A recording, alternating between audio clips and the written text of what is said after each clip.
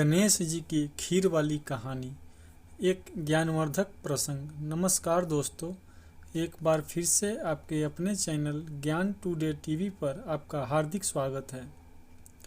दोस्तों, आज मैं आप लोगों के लिए गणेश जी की चमत्कारी खीर की कहानी लेकर आए हैं। इस कहानी को अंत तक जरूर सुनिएगा, ये बहुत ही ज्ञानवर्धक कहानी है। तो दोस्तों, आइए इस सुंदर से प्रसंग को शुरू करते हैं।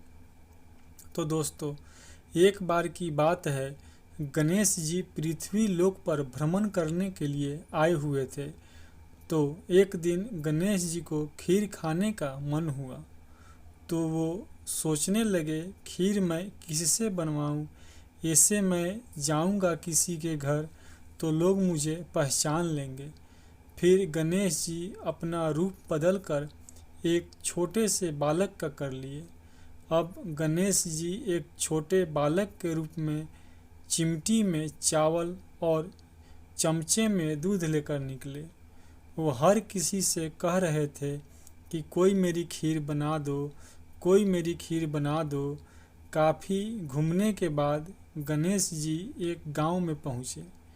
वहाँ उन्हें एक बुढ़िया बैठी हुई मिली। गणेश जी बोले, दादी माँ, मेरे लिए खीर बना दोगी?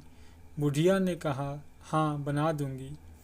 बुढ़िया खीर बनाने के लिए एक छोटी सी भगोनी चूल्हे पर चढ़ाने लगी। तब गणेश जी ने कहा कि दादी माँ, छोटी सी भगोनी मत चढ़ाओ, तुम्हारे घर में जो सबसे बड़ा बर्तन हो वही चढ़ा दो। फिर बुढ़िया ने अपने घर के सबसे बड़े बर्तन को चढ़ा दिया। वह देखती रह गई कि वह जो थोड़े से चावल उस बड़े बर्तन में डाली थी वह तो पूरा भर गया है। गणेश जी ने कहा, दादी माँ, मैं नहा कर आता हूँ। खीर तैयार हो गई तो बुढ़िया के पोते पोती खीर खाने के लिए रोने लगे। फिर बुढ़िया ने कहा, रुक जाओ बच्चों, पहले गणेश जी को भोग लगाना है, उसके बाद तुम लोगों को खीर दूंगी। उसके बाद बुढ़िया ने गणेश जी को भोग लगाना कहकर चूल्हे में थोड़ी सी खीर डाली और कटोरी भर भर कर बच्चों को दे दी। बुढ़िया की परोसन ऊपर से सब देख रही थी, तो बुढ़िया ने सोचा यह चुगली कर देगी, तो एक कटोरा खीर भरकर उसे भी पकड़ा दिया। बेटे की बहू ने चुपके से एक कटोरा खीर खाई और कटोरा चौकी के नीचे छुपा दिया। अभी भी गणेश जी नहीं आए थे। बुढ़िया को भी भूख लग रही थी। वह भी एक कटोरा खीर भर करके किवाड़ के पीछे बैठकर एक बार फिर कहा कि गणेश जी, आपके भोग लगे कहकर खाना शुरू कर दिया। तभी गणेश जी आ गए। बुढ़िया ने कहा, आजा गणेश, खीर खा लो, मैं तो तेरी ही राह देख रही थी। गणेश जी ने कहा, दादी माँ, मैंने तो खीर पहले ही खा ली। बुढ़िया ने कहा, कब खाई? गणेश जी ने कहा, जब तेरे पोते पोती ने खाई तब खाई थी, जब तेरी पड़ोसन ने खाई तब खाई थी, और जब तेरी बहू ने खाई तब भी खाई थी, और अब तूने खाई तो मेरा पेट पूरा ही भर गया।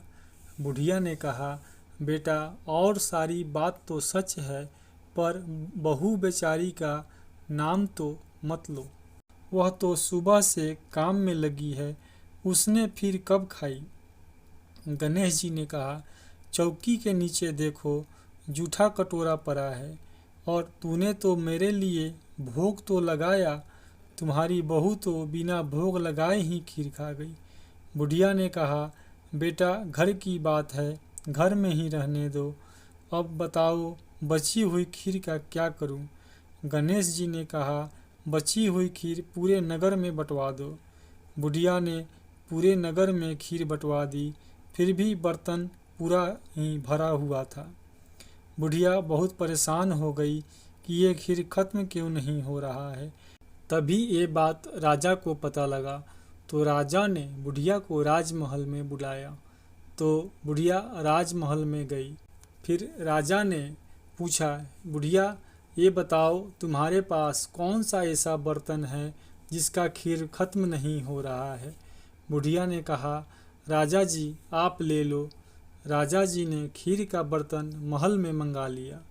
महल में आते ही खीर में कीड़े मकोड़े बिच्छू कंछले हो गए और दुर्गंध आने लगी।